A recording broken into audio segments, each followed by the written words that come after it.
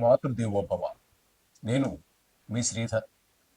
నా cell number 9295909819.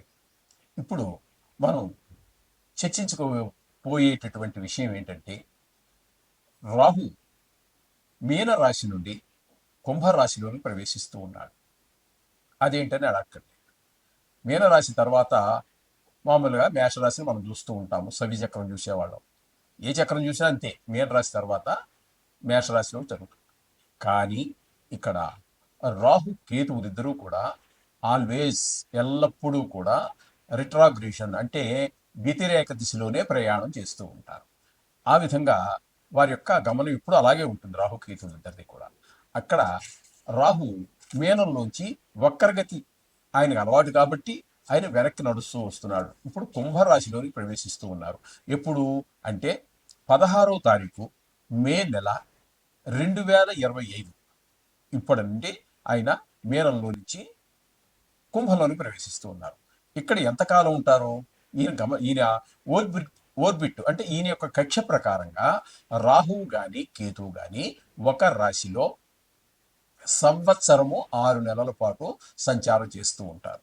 ఇప్పుడు ఇక్కడ 16 తారీఖు మే నెల 2025 నుండి 1.5 సంవత్సరం అన్నట్టయితే మీకు 3వ తారీఖు 12వ నెల 2026, 25లో ప్రారంభం చేస్తున్నారు. 26లో డిసెంబర్లో 3వ తారీఖు తోటి 3వ తారీఖు వరకు అక్కడ ప్రయాణం చేస్తూ ఉన్నారు. అంటే సంవత్సరం పాటు.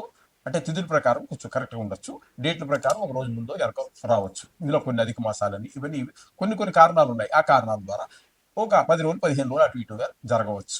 ఇక్కడ జరిగినటువంటిది ఏంటంటే 3వ తారీఖు డిసెంబర్ నెల 2026 వరకు కుంభరాశిలో వారు ఉంటారు.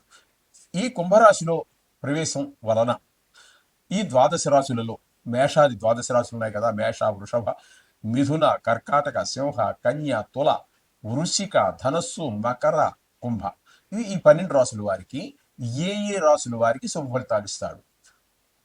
ఒకవేళ శుభ ఫలితాలు ఇచ్చేటట్టయితే అన్ని రాశుల్లోనూ ఒక రకమైన శుభ ఫలితాలు ఉండవు. అట్లాగే ఏ రాశుల్లో కొంచెం దుష్ఫలితాలు ఇస్తాడు.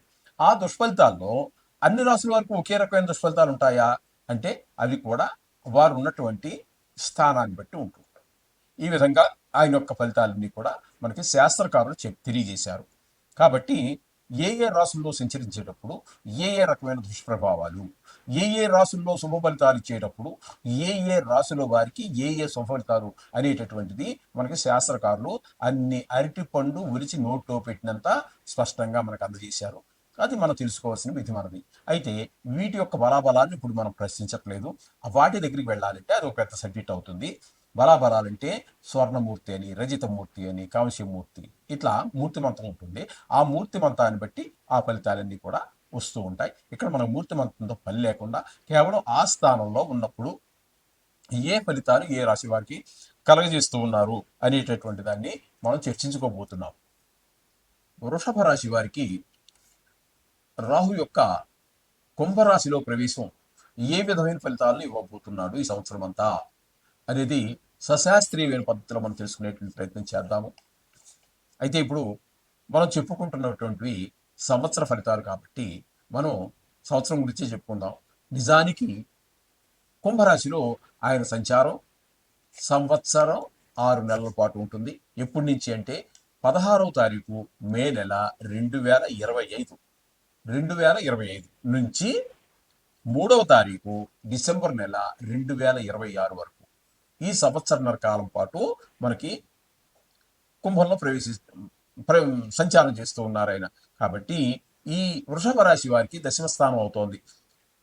వృషభ రాశి వారికి దశమ స్థానం అవుతుంది. కాబట్టి దశమ స్థానంలో ఉన్నప్పుడు శుభ ఫలితాలు ఇస్తారా, అశుభ ఫలితాలు ఇస్తారా? శుభ ఫలితాలు అయితే ఏ విషయాల్లో శుభ ఫలితాలు ఇస్తారు, అశుభ ఫలితాలు అయితే ఏ రకమైనటువంటి ఏ విషయాల్లో అశుభ ఫలితాలు ఇస్తారు అనేది తెలుసుకున్నట్టయితే ఆయా విషయాల్లో మనం తగు జాగ్రత్తలు తీసుకోవడానికి అవకాశం ఉంటుంది. కాబట్టి ఆ ఋషీశ్వరులు మనకి దీన్ని అందజేశారు. ఇక్కడ మనకి దశమ స్థానంలో ఉన్నప్పుడు ఇచ్చే ఫలితాన్ని చెప్తున్నారు. మన సౌఖ్యం సదానందం అభీష్ట సుఖభోజనం కర్మ సిద్ధిర్బలం పుష్టిం దశమస్తు యదాఫణి. దశమస్తో అంటే దశమ స్థానంలో ఉన్నప్పుడు, పని అంటే ఈ రాహు ఉన్నప్పుడు ఇచ్చే ఫలితం ఏంటంటే మనస్సౌఖ్యం, మనసు చాలా సంతోషంగా ఉంటుంది. సదానందం, ఎల్లప్పుడూ ఆనందంగా ఉంటాము. అభీష్ట సుఖ భోజనం, సుఖభోజనం రోజు చేస్తూ ఉండొచ్చు, చాలా ఎక్కువసార్లు చేస్తూ ఉండొచ్చు, కానీ అందులో కూడా తేడా ఉంది.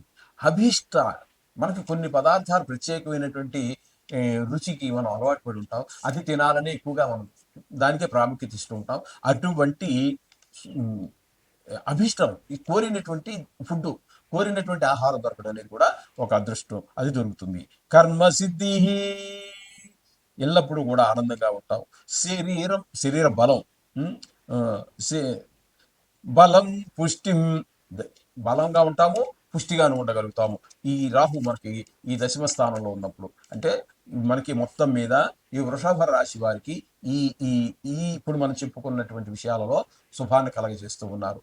చేత మీరు కూడా చాలా సుఫలితాన్ని పొందుతున్నారు. అయినా సరే ఆ నవగ్రహాలని రోజు మనం చెప్పుకున్న శ్లోకాలు ఏవైతే ఉన్నాయో అవి చెప్పుకొని దానికి సంబంధించినటువంటి ఇదే చదువుకుంటున్నారో దాన్ని కానీ అవన్నీ కూడా సుఖంగా ఉన్నాం కదా అని చెప్పి మానవద్దండి.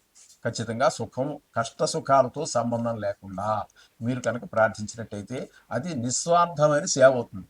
కష్టంలో ఉన్నప్పుడు నేను పూజ చేస్తాను, సుఖంలో ఉన్నప్పుడు అవసరం లేదు అంటే అది స్వార్థం.